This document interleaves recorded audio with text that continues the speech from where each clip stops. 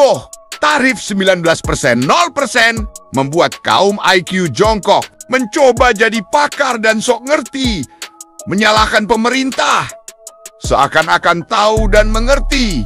Jangan seperti bocah tengil ini, yang sok ngerti terkait kebijakan pemerintah, gak tahu dari strategi dagang, malah memframing mengatakan Indonesia mau dijual nih. Dengar cuplikannya. Kalau sampai benar apa yang disampaikan Trump ini, tandanya pemerintah Indonesia telah menjual bangsa ini.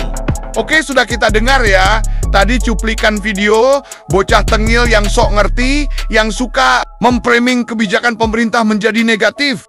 Kita lanjut ya, seperti biasa, agar tidak gagal paham, tonton dan dengar video ini sampai selesai. Dan jangan lupa yang belum follow akun Gaek yang Imut ini, jangan lupa di-follow ya, dan jangan lupa like and share.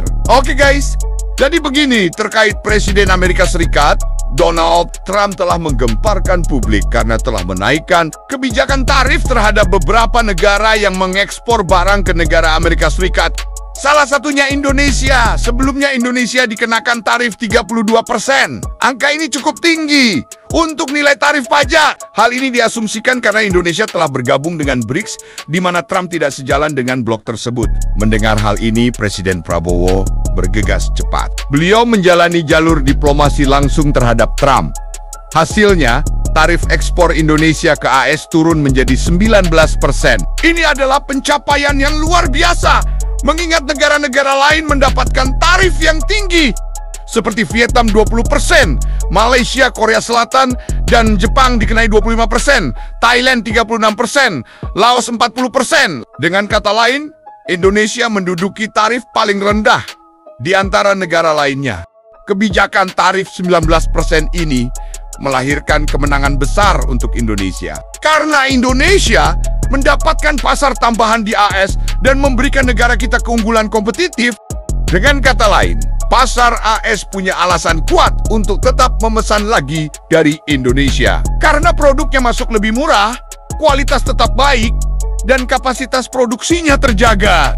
Tak hanya itu, produk ekspor antara lain kakao, kopi, dan minyak sawit mentah atau crude palm oil CPO diajukan untuk mendapatkan tarif impor 0% dari Amerika Serikat. Hal ini dalam negosiasi lanjutan antara pemerintah Indonesia dengan Amerika Serikat.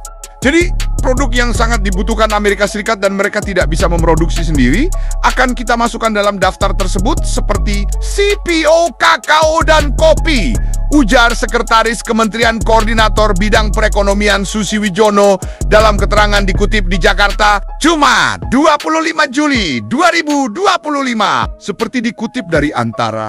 Dalam proses tersebut, Indonesia melakukan perundingan teknis dengan 3 institusi kunci di AS, yakni Perwakilan Dagang AS-USTR, Kementerian Perdagangan, dan Kementerian Keuangan. Adapun terkait kebijakan 10 produk AS yang bisa lebih murah karena tarif 0% adalah 1. Suku cadang pesawat. Komponen-komponen industri penerbangan dari AS akan lebih murah, berdampak pada efisiensi maskapai. 2. Mesin dan peralatan industri. Mesin-mesin berat untuk manufaktur dan konstruksi asal AS bisa menjadi lebih kompetitif.